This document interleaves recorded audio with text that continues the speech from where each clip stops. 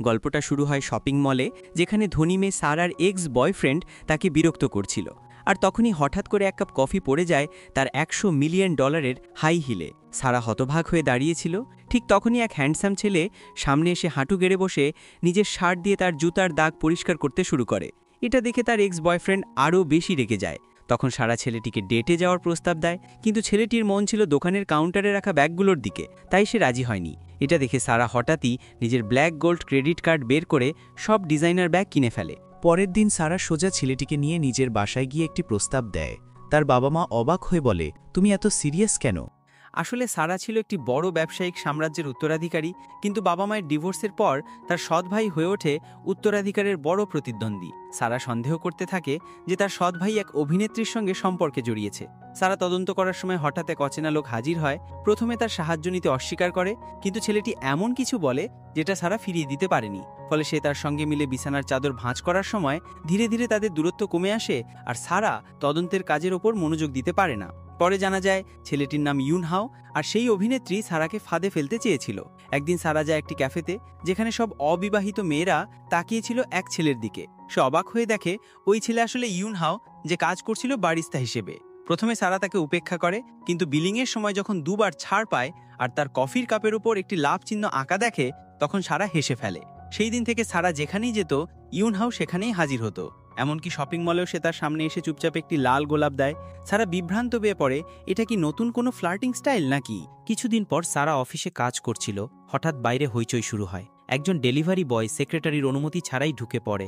সারা একটু রেগে যায়, কিন্তু ডেলিভারি বয় জেদ করে বসে যে সে আসল প্রাপকের কাছেই চিঠি দেবে এবং সারার আইডিও দেখতে চায়। সারা বিরক্ত হয়, টেবিলে আইডি ছুঁড়ে ফেলে দেয়, কিন্তু পরক্ষণেই বুঝতে পারে সেই ডেলিভারি বয় আসলে ইউনহাও।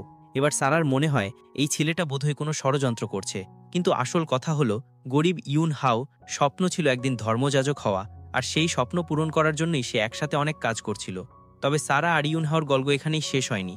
আসলে সারার বাবা ধনী পরিবারের জামাই হিসেবে এসেছিলেন, তাই নিজের জায়গা শক্ত করতে তাকে অনেক কষ্ট করতে হয়েছিল। কিন্তু একজন শক্তিশালী নারী হওয়ার কারণে সারাকে প্রায়ই অন্যরা ভুল বুঝত। একদিন সারা কোম্পানির শেয়ার হোল্ডার মিটিংয়ে গেল। সেখানে সে ভেবেছিল তার প্রতিভা অবশেষে স্বীকৃতি পাবে, কিন্তু বয়স্ক ব্যবসায়ীরা তার প্রতিভা স্বীকার করার বদলে অশ্লীল রসিকতা করতে থাকে। এসব শুনে সারা অপমানিত বোধ করলেও শেয়ার হোল্ডারদের সামনে কিছু বলতে পারে না। রাগে ফুঁসে উঠে গাড়ি ধুতে ধুতে নিজের ক্ষোভ ঝাড়ছিল। তখনই সেখানে ইউনহাও আসে। ইউনহাও বলে সে গাড়ি ধোয়ার টাকা নিবে না, শুধু এর বদলে এক কাপ কফি চায়।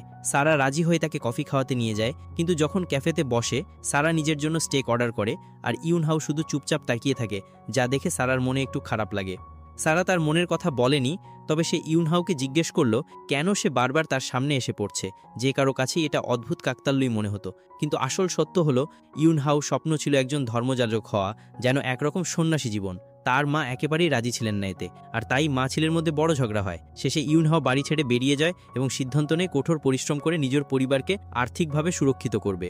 অন্যদিকে সারা, যদিও বিলিয়নিয়ার, নিজের জীবনের ব্যাপারে খুবই উদাসীন ছিল। তার বিলাসবহুল প্রাসাদ একেবারে অগোছালো হয়ে গিয়েছিল।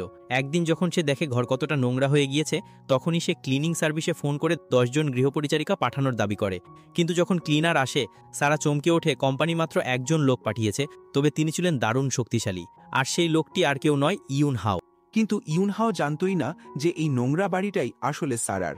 ঘরে ঢুকেই সে ভাবে, এবার বুঝতে পারছি কেন ক্লায়েন্ট শক্তিশালী ক্লিনার চেয়েছিল। সে কাজ শুরু করে দেয়, অগোছানো জিনিসপত্র দ্রুত গুছিয়ে ফেলে। সবকিছু নিখুঁত হয়ে গেলে ইউনহাও যখন বেরিয়ে যাচ্ছিল, তখন সে খেয়াল করে যে বাড়ির ঝাড়বাতি ভাঙা। সাহায্য করার জন্য সে সেটি ধরতে যায়, কিন্তু এক ভুলে পুরো ঝাড়বাতিটাই পড়ে ভেঙে যায়। এখন ইউনহাও হতভম্ব হয়। এই আল্ট্রা লাক্সারি ঝাড়বাতির দাম সে দিতে চায়। তখন সারা বাড়িতে ফিরে আসলে ইউনহাও বলে, আবারও দেখা হয়ে গেল, দুনিয়া কত ছোট, তাই না? তারপর ভাঙা ঝাড়বাতিটির দাম জিজ্ঞাসা করলে সারা বলে $6 মিলিয়ন। ইউনহাও বলে সে টাকা শোধ করবে সারার অধীনে কাজ করে, কিন্তু সারার সঙ্গে সঙ্গে অস্বীকার করে বলে সরাসরি টাকা দিলেই হবে। তবে ইউনহাও জেদ ধরে সে প্রতিদিন এসে বাড়ি পরিষ্কার করবে, যতদিন না পুরো ঋণ শোধ হয়। সারা প্রথমে একটু দ্বিধায় পড়ে একজন পুরুষকে কি সত্যিই গৃহ পরিচারক হিসেবে রাখা উচিত, কিন্তু ইউনহা হালকা গলায় বলে সে ধর্মযাজক হতে চলেছে, তাই মেয়েদের প্রতি তার কোনো আগ্রহ নেই। এটা শুনে সারা ভাবে এখন ঘর একদম ঝকঝকে পরিষ্কার, আর তার ব্যস্ত শিডিউলে একজন সাহায্যকারী থাকলে সুবিধাই হবে, তাই সে রাজি হয়ে যায়। পরের দিন তারা একসাথে সুপারমার্কেটে যায় বাড়ির জন্য প্রয়োজনীয় জিনিস কিনতে, কিন্তু তাদের দেখে কেউ বিশ্বাসই করতে পারছিল না যে তারা মালিক আর কর্মচারী। তাদের দেখতে যেন একজোড়া প্রেমিক প্রেমিকা লাগছিল। হঠাৎই ইউনহর এক প্রাক্তন সহকর্মী এসে তাদের আটকে দেয়। তখন সারা খেয়াল করে এই ছেলেটা কত রকমের কাজ করেছে, কারণ তারা যেখানেই যায় কাউকে না কাউকে চেনা পরিচিত পাওয়া যাচ্ছে। সাধারণত শান্ত থাকা সারা এখন ক্রমশ কৌতূহলী হয়ে উঠছে। সেই দিন আরেকটি বড় ব্যবসায়িক মিটিং ছিল। কিছু বৃদ্ধ শেয়ারহোল্ডার আবারও সেই পুরনো কথা তুলল, মহিলারা শুধু দেখানোর জন্য ভালো, নেতৃত্ব দেওয়ার যোগ্যতা তাদের নেই। সারা রাগ সামলানোর চেষ্টা করছিল, কিন্তু যখন দেখে যে তারা তাকে শুধু মেয়ে হওয়ার কারণে পানীয় পরিবেশন করতে দিচ্ছে, তখন সে গভীরভাবে কষ্ট পায় এবং মিটিং ছেড়ে চলে আসে। এই শেয়ার হোল্ডাররা হয়তো ভুলেই গিয়েছিল যে সারার সৎ ভাই ছিল, যার নাম ঝু। যদিও তারা প্রায়ই একে অপরের সাথে দ্বন্দ্বে জড়াতো, তবে সারাকে অপমান করার ব্যাপারে ঝুর সঙ্গেও তারা প্রতিক্রিয়া দেখায়। পরের দিন সে সরাসরি শেয়ার হোল্ডারদের সতর্ক করে দেয়, যদি তারা কোম্পানিতে কাজ চালিয়ে যেতে চায় তবে সারাকে সম্মান জানাতে হবে, না হলে তাদের কোম্পানি থেকে বের করে দেওয়া হবে। কিন্তু এটাও যথেষ্ট ছিল না। সেদিন রাতেই ঝু আরেকটি শেয়ার হোল্ডারদের মিটিংয়ে ঢুকে খোলাখুলিভাবে সতর্ক করে দেয়, যদি কেউ সারাকে অপমান করে বা কেবল নারী হওয়ার কারণে তাকে পানীয় পরিবেশন করতে বাধ্য করে, তাহলে তাদের জন্য সেটা ভালো হবে না। কথা শেষ করে সে তার স্বভাবসুলভ অ্যাটিটিউডে বেরিয়ে যায়। সেদিন বাসায় ফেরার পর সারা এতটাই ক্লান্ত ছিল যে নিজের মেকআপ তোলার শক্তিও ছিল না, কিন্তু তার স্মার্ট ও সুদর্শন হাউসকিপার ইউন হাও সঙ্গে সঙ্গে সাহায্যের মোড়ে চলে যায়। ঠিক তখনই ডোরবেল বাজে। ঝু এসে গেছে। নিজের ভাইকে দেখে সারা ভয় পেয়ে যায় এবং সঙ্গে সঙ্গে ইউনহাওকে লুকাতে বলে, কারণ যদি ভাই জেনে যায় তার ঘরে একজন পুরুষ হাউসকিপার আছে, সে কোনোভাবেই বিশ্বাস করবে না। ইউনহাও ছোট্ট কুকুর ছানাটিকে নিয়ে বেডরুমে লুকিয়ে পড়ে, কিন্তু হঠাৎই একটু জোরে ঘেউ ঘেউ শব্দ শোনা যায়। ঝু সবকিছু বুঝে যায়, কিন্তু মজা করে তাকে বলে ভেতরে গিয়ে একবার চেক করতে হবে। সারা নার্ভাস হয়ে অস্বীকার করে। তার নার্ভাসনেস দেখে ঝু হেসে বেরিয়ে যায়। তারপর ইউনহাও চুপচাপ বেরিয়ে আসে, ক্ষমা চায় এবং সারাকে একটি সুন্দর ক্যান্ডি বক্স উপহার দেয়। সেই থেকে একসময় ফাঁকা থাকে বাড়িটি ইউনহাওর কারণে প্রাণবন্ত হয়ে ওঠে। সে শুধু সারার ঘরই নিখুঁতভাবে সামলাতো না, বরং তার জীবনেরও যত্ন নিতে শুরু করে। সারাও নিজের সব ব্যবসায়িক হতাশা বিনা দ্বিধায় তার সঙ্গে শেয়ার করত। কিন্তু একদিন সারার মনে সন্দেহ জাগে, ইউনহাওর কি কোনো অন্য উদ্দেশ্য আছে? যখন সে সরাসরি জিজ্ঞেস করে, ইউনহাও বিনা দ্বিধায় বলে ওঠে, হ্যাঁ, আমি তোমার টাকা চাই। আসলে ইউনহাও ছিল গির্জার স্বেচ্ছাসেবক। তার স্বপ্ন ছিল সারাকে অনুপ্রাণিত করা, যাতে সে গরিবদের সাহায্য করে। এটা শুনে সারা হেসে ফেলে এবং বলে, তুমি যদি চাও আমি দান করব, তবে তোমাকে আমার জন্য একবার হাসি দিতে হবে। আমি তোমার হাসি অনেক পছন্দ করি। ইউনহাও সঙ্গে সঙ্গে এক মিষ্টি হাসি দেয়, আর ঠিক তখনই সারার মন গলে যায়। পরের দিনই 1 কোটি টাকা দান চলে যায় গির্জায়। ইউনহাওর গুরু অবাক হয়ে তাকে বলেন, তার হাসি অনেক মূল্যবান, তাই সেটি বুদ্ধিমানের মতো ব্যবহার করা উচিত। এরপর থেকে ইউনহাও মাঝে মাঝে সারাকে তার সে মায়াবী হাসি দেখাতো, আর প্রতিবারই গির্জায় নতুন দান পৌঁছে যেত। দান প্রথমে কেবল খাদ্য সামগ্রীর জন্য দেওয়া হতো, কিন্তু ধীরে ধীরে তা ল্যাপটপ, স্মার্টফোন পর্যন্ত বিস্তৃত হয়। আর এই প্রক্রিয়ার মাধ্যমে সবচেয়ে বড় পরিবর্তন আসে সারার মধ্যে। একসময় ঠান্ডা মেজাজের ব্যবসায়ী নারী সারা ধীরে ধীরে পরিণত হয় কিউতর প্রাণবন্ত এক মেয়েতে। যদিও তার রানীসুলভ ভাব রয়ে গিয়েছিল, কিন্তু ভেতরে তৈরি হয় এক ধরনের নিষ্পাপ সরলতা। একদিন ইউনহাওর ছোট্ট কুকুরছানাটি হঠাৎ পালিয়ে বাহিরে যায়। তারপর সারা ও ইউনহাও ছুটে যায় তার পেছনে, আর ঠিক দরজার সামনে এসে দেখা হয় এক নামী অভিনেত্রীর সঙ্গে। পরিবেশ মুহূর্তেই টানটান হয়ে ওঠে। এ সেই অভিনেত্রী যাকে একসময় সারা তদন্ত করেছিল তার ভাই ঝুয়ের প্রেমের কারণে। অভিনেত্রী যখন দেখে ইউনহা সারা বাড়িতে থাকে, সঙ্গে সঙ্গেই ভুল বোঝাবুঝি তৈরি হয়। সারা কিছু বলতে চাচ্ছিল, কিন্তু তখন ইউনহাও তাকে ভেতরে টেনে আনে। সারা অবাক হয়ে যায়, আর তারপর ইউনহাও আরও বড় ধাক্কা দেয়। সে জানায় ভাঙা ঝাড়বাতিটি আসলে এত দামি ছিল না, তাই সে টাকা আর কিছু উপহার দিয়ে আনুষ্ঠানিকভাবে সারাকে বিদায় জানায়। সারার ভেতরে তখন হাজারো আবেগের ঝড় বইছিল, কিন্তু তাকে থামানোর কোনো অজুহাত খুঁজে পায় না। আর তখনই জীবনে প্রথমবারের মতো সারা তার নিজের অনুভূতি কাউকে প্রকাশ করতে পারেনি। সে এমন এক অপ্রত্যাশিত প্রশ্ন করা একজন ছেলেকে, যে ছিল তার চেয়ে 12 বছর ছোট, তার জন্মদিনে তার বাবা একটি ক্যান্ডেলা কাজ পাঠান, যার মানে ছিল সুখ আসবে। এতে সারা কিছুটা স্বস্তি বোধ করে। পরের দিন ছিল পারিবারিক সমাবেশ। সারা ভেবেছিল হয়তো এটা তার জন্মদিন উপলক্ষে, কিন্তু যখন দেখে অভিনেত্রীও সেখানে এসেছে, তার মেজাজ খারাপ হয়ে যায়। আসলে উদযাপনটা ছিল তার ভাই ঝু ও তার বান্ধবীর জন্য। তারপর ঝু একটি উপহার বের করে সারাকে দেয়, মানে সে তার বোনের জন্মদিন ভুলে যায়নি। পার্টির পর যখন সারা বেরিয়ে যাচ্ছিল, সেই অভিনেত্রী তাকে থামায়। ভুল বোঝাবুঝি তখনও রয়ে গিয়েছিল, কিন্তু অভিনেত্রী যা বলল তা সারাকে ভেতর থেকে আঘাত করে, যেন সে কোনো কারণ খোঁজা পেয়েছে বা অজুহাতের অপেক্ষায় ছিল। সারা সঙ্গে সঙ্গে ইউনহাওকে ফোন করে। ইউনহাও বলে সে কাজে ব্যস্ত আছে। কিছুক্ষণ পর সারা আরেকবার ফোন করে। ইউনহাও তেমন গুরুত্ব দেয়নি, কিন্তু হঠাৎই এক মেয়ে এসে বলে আপনার বস আপনাকে ডেকেছেন। ইউনহাও বোঝার চেষ্টা করছিল যে সে কাজে আছে, কিন্তু মেয়েটি সরাসরি বলে দিল দোকান আজই বন্ধ হয়ে যাবে। ইউনহাও আর দোকানদার দুজনেই অবাক হয়ে গেল যখন শুনল যে তার বসই দোকানটি কিনে নিয়েছে। ডিনারের টেবিলে বসে সারার সঙ্গে খেতে খেতে ইউনহাও ভাবছে হয়তো সারা আবারও সেই বুড়ো শেয়ার হোল্ডারদের কারণে মন খারাপ করেছে। কিন্তু সারা বুঝিয়ে দিল এবারের কারণ ছিল তার পরিবার, তার জন্মদিনের পার্টি। যে পার্টি আজকে হয়েছিল সে মনে করেছিল এটি হয়তো তার জন্য, কিন্তু না, এসব কারণেই তার মন খারাপ। ইউনহাও নার্ভাস হয়ে বলল আমি তোমার আইডি দেখেছি, আজ তো তোমার জন্মদিন নয়। তখন সারা স্পষ্ট করে বলল আমার আসল জন্মদিন আইডিতে দেয়া তারিখের থেকে আলাদা। ইউনহাও এটা মনে রাখলো। সে ওয়েটারকে ডাকলো বিল দেওয়ার জন্য। সারা বিল দিতে নিষেধ করলেও ইউনহাও জেদ ধরে বিল পরিশোধ করে। সেদিন সন্ধ্যায় সারা যখন অফিস থেকে বের হচ্ছিল, ইউনহাও বাইরে দাঁড়িয়েছিল। সারার কাছে অদ্ভুত লাগলো যে ইউনহাও এতটা উদ্যোগী হচ্ছে, কিন্তু তারপর ইউনহাও বের করলো একটি জন্মদিনের কেক। সে ভেবেছিল সারা জন্মদিনে কেক কাটেনি, তাই সেই ইচ্ছা পূরণ করতে চায়। ইউনহাওয়ের হাতে কেক আর মোমবাতি দেখে সারার ভেতরে অদ্ভুত হ্যাপিনেস ছড়িয়ে পড়ল। সারা বলল আমার জন্মদিনে আমি একটি ফুল পেয়েছি, সেই ফুলের ভাষা হলো সুখ আসবে। এটা শুনে ইউনহাও হতভাগ হয়ে গেল। তার মুখের ভাব আরো জটিল হয়ে উঠল। সারা এক গভীর ফু দিয়ে মোমবাতি নিভায়। তারপর কেক না কেটে মিষ্টি মুখ না করে সারা সেখান থেকে চলে যায়। আর ইউনহাও রিজেক্ট হয়ে দাঁড়িয়ে রইল হাতে কেক নিয়ে। অফিসে ফিরে সারা এবার অন্যরকম আচরণ করলো। সে আগের মতো উদ্বিগ্ন হলো না, কাঁদলো না, দুঃখও পেল না, বরং সে হাত জোর করে প্রার্থনা করলো যেন ইউনহাও আবারও তার জীবনে ফিরে আসে। অন্যদিকে ইউনহাও এখনও সারার রিজেক্টের কারণ বুঝতে পারছিল না। সারার কথাগুলো বারবার মনে ঘুরছিল। ইউনহাও ফুলের দোকানের পাশ দিয়ে যেতে যেতে কৌতূহল চেপে রাখতে পারল না। দোকানদারকে জিজ্ঞেস করলো কোন ফুলের অর্থ হচ্ছে সুখ আসবে। দোকানদার তাকে ক্যান্ডুলা সোনালী গাঁদা ফুল দেখিয়ে বলল এই ফুলের আরেকটি মানেও আছে, সেটি হচ্ছে সহানুভূতিশীল ভালোবাসা আর বিচ্ছেদের দুঃখ। ঠিক সেই সময় সারাও একই ফুলের দিকে তাকিয়েছিল আর একই অর্থ পড়ছিল। কিছুদিন পর সারা দেখলো ইউনহাও আবারও তাকে দেখতে এসেছে, আর তার হাতে ছিল সেই একই সোনালী গাঁদা ফুল। সারা কাছে যেতেই ইউনহাও ফুলগুলো তার দিকে বাড়িয়ে দিল, কিন্তু সারার আশা মুহূর্তেই ভেঙে গেল। তার কাছে ইউনহাওর এই উদ্যোগটা ছিল বেদনাদায়ক, কারণ সে বুঝতে পারল ইউনহাওয়ের দয়া তাকে আরো কষ্ট দিচ্ছে। এবার আর সময় নষ্ট না করে সারা ফিরে যাচ্ছিল, কিন্তু ইউনহাও কিছু বলে, ফলে সারা গভীরভাবে তার দিকে তাকায়, তারপর উত্তর দেয়। কিন্তু ইউনহাও তখনও বিভ্রান্ত। সম্ভবত কিছু সময়ের জন্য তার অনুভূতি বদলেছিল সারার প্রতি, কিন্তু এই পরিবর্তন তার কাছে খুবই কঠিন ছিল। তাই সে ঠিক করলো নিজেই এই বাধা অতিক্রম করবে। এদিকে এক অপ্রত্যাশিত অতিথি এলো সারার অফিসে, যিনি ইচ্ছে করে সারাকে বিশেষ একটি বার্তা দিতে এসেছেন। তার নাম ছিল চোই খো, যিনি দক্ষিণ কোরিয়ায় ফিরে যাচ্ছিলেন। এটা শুনে সারার মুখমণ্ডল জটিল হয়ে উঠল। সারা জানত যদিও সে তার বাবার এক্স ওয়াইফের মেয়ে, তবুও সে উত্তরাধিকারী। কিন্তু তার ভাই জৌ, যে ছিল চেয়ারম্যান লিনের প্রকৃত নাতি, সে ছিল আরও যোগ্য। এখন যদি সারাকে তার ভাইয়ের সঙ্গে প্রতিযোগিতা করতে হয়, তবে তার বাইরের সমর্থন লাগবে, আর সেই সমর্থনই ছিল চৈখো, যার সঙ্গে বিয়ের আলোচনা আগেই হয়েছিল। কিন্তু সারা মনে করল এই বিয়েটা আসলে এক ব্যবসায়িক চুক্তি ছাড়া কিছু নয়। অথচ এখন ইউনহাও তার জীবনে এসে গেছে, তাই সে বিভ্রান্ত। যদি সে বিয়ে না করে তবে উত্তরাধিকার নিয়ে ভাইয়ের সাথে লড়াইয়ে হেরে যাবে, আর যদি বিয়ে করে তবে ইউনহাও কি হবে?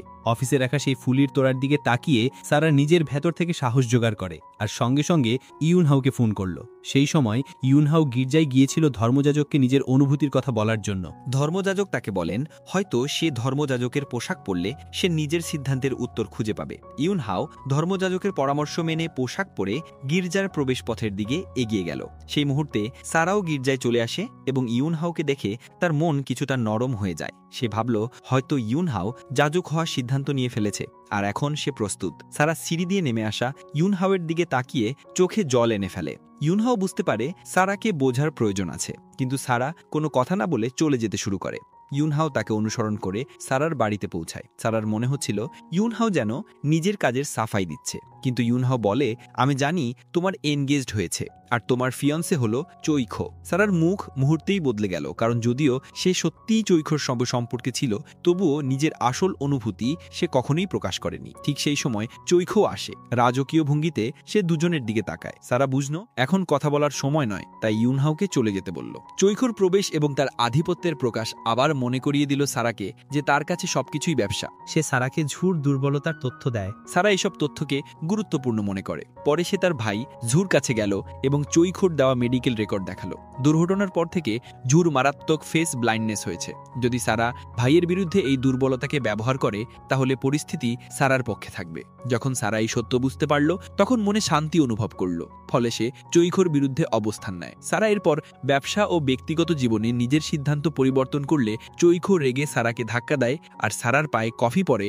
তারপর কফির টাকা দিলে চৈখোর প্রতি সারার মনে ঘৃণার জন্ম নেয়। আর এই সময় সারা ইউনহাওকে ডেটের জন্য আমন্ত্রণ জানায়। কিন্তু ইউনহাও যখন দোকানে নতুন ব্যাগ দেখল, তখন সে সারার প্রস্তাবকে তেমন গুরুত্ব দেয় না। সারার সাথে সাথে নিজের ব্ল্যাক কার্ড বের করে সব ব্র্যান্ড নিউ ব্যাগ কিনে নিল। তারপর তারা দুজনে একটি ছোট রাস্তার স্টলে বসে পড়ল। সারার মন তখনও কিছুটা বিষণ্ণ ছিল, কিন্তু তার মন আস্তে আস্তে নরম হতে শুরু করলো, যেন পুরনো আর নতুন আবেগ একসাথে মিশে যাচ্ছে। সারা ভাবছিল ইউনহাও এখন যাজক হয়েছে, তাই সে নিজের আবেগ গোপন করার চেষ্টা করছিল। ইউনহাও তার আচরণ লক্ষ্য করে তাকে বলল, কিছু বলতে চাও? সারা নরম স্বর উত্তর দেয়, আমি একটা খারাপ আর ভুয়া মেয়ে, আমি শুধু চাই আমরা ভালো বন্ধু থাকি। ইউনহাও সামান্য হাসে আর সারা চুপচাপ তার দিকে তাকিয়ে থাকে। পরদিন সারা ফ্যামিলি লাঞ্চ করার সময় তার পরিবারের সবার সামনে নিজের সিদ্ধান্ত জানায়। সে খোলাখুলিভাবে বলে যে চৈখোকে বিয়ে করবে না, কারণ সে তাকে মোটেও ভালোবাসে না। সারার বাবা তার সিদ্ধান্তকে সমর্থন করলেন এবং খুশি মনে পাশে দাঁড়ালেন। সারার ভাই আগেই জানতো যে সারার এই সিদ্ধান্ত শুধু চৈখোকে বিয়ে না করার ব্যাপার নয়, বরং গোপনে ভাইয়ের বিরুদ্ধে একটি পদক্ষেপ। এই সত্য প্রকাশ পাওয়ায় সবার মন হালকা হয়ে যায় এবং বিয়ের বাধা কেটে যায়। খাবারের পর সারা আর তার ভাই যখন বাড়ি যাচ্ছিল, তখন প্রথমবারের মতো সারা আন্তরিকভাবে ভাইকে ডাকলো এবং নিজের সিদ্ধান্তগুলো প্রকাশ করলো। সারা বলে, এখন আর তোমার সঙ্গে উত্তরাধিকার নিয়ে লড়াই করতে হবে না, কারণ তার হৃদয়ে ভালো একটা সিদ্ধান্ত জায়গা করে নিয়েছে। কয়েকদিন পর চৈখো জানতে পারল যে বিয়েটা ভেঙে গেছে। সে রাগে গিয়ে হাজির হলো সারার অফিসে। সারা শান্তভাবে দাঁড়িয়ে তাকে বলল সে এই বিয়ে করতে চায় না, তাই ভেঙেছে। চৈখো প্রচণ্ড রেগে বলে, আমি তোমাকে সাহায্য করছিলাম কারণ ভেবেছিলাম তুমি অসহায়। এরপর সে তাকে হুমকি দেয়, কিন্তু তখনই ইউনহাও আসে বাধা দিলে চৈখো নিজের রাগ দমন করে অফিস থেকে বেরিয়ে যায়। সারা চুপচাপ ইউনহার দিকে তাকায়, কিন্তু সে যাজক হওয়ার সিদ্ধান্তে এখনও অটল ছিল। সারা একটু হাসে আর বলে, সঠিক সিদ্ধান্ত নিয়েছ। ইউনহাও বাড়ি ফিরে এসে অনেকদিন পর পরিবারের সঙ্গে কথা বলে।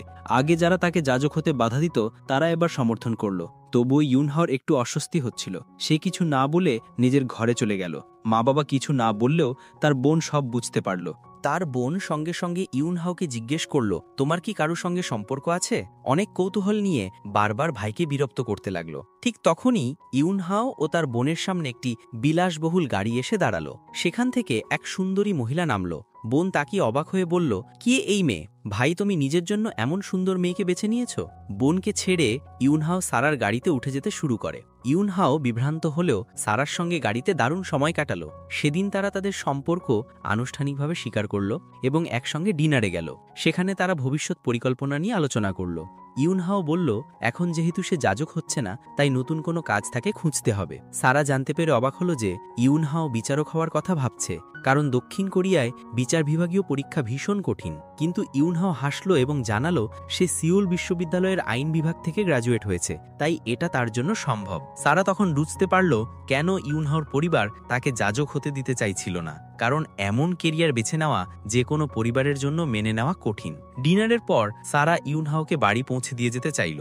পথে একে অপরের বাবা মায়ের সাথে দেখা করার কথা বলল এবং ইউনহাও অনুভব করল যে সারার পরিবারের অবস্থা দেখে তার উপর অনেক চাপ তৈরি হতে পারে। তারপর সারা ইউনহাওকে গাড়ি থেকে নামিয়ে দেওয়ার সময় মজা করে বলে, তুমি আমার গাড়ির ভাড়া দাওনি। তারপর ইউনহাওকে ড্রপ করে। পরদিন সারা ইউনহাওকে ভার্সিটি থেকে নিতে গেল। ঠিক তখনই ইউনহাওর এক ক্লাসমেট তার দৃষ্টি আকর্ষণ করল। প্রথমে সারা উপেক্ষা করতে চাইল, কিন্তু ইউনহাওকে দেখে ক্লাসমেট হিংসা করল। সারা খেয়াল করল ইউনহাও তার হিংসুক আচরণ পছন্দ করছে না। সারা বুঝতে পারল এখন তাদের সম্পর্কে পরিবর্তন এসেছে।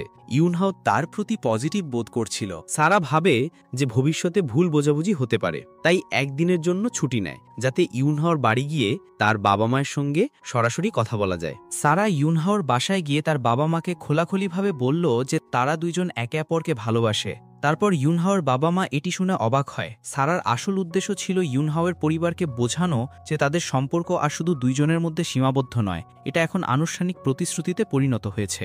এরপর থেকে সারা ও ইউনহাওয়ের জীবন শান্তিময় ও আরামদায়ক হয়ে উঠতে থাকে। তারা দুইজনে নিজেদের ক্যারিয়ার গঠনের পাশাপাশি তাদের পরিবারকেও ম্যানেজ করে। ধীরে ধীরে তাদের সম্পর্ক আরও ক্লোজ ও সুন্দর হয়। তারা বিয়ে করে সারা জীবন একসাথে থাকার প্রমিস করে। আর এর সঙ্গেই এই গল্পের শেষ হয়।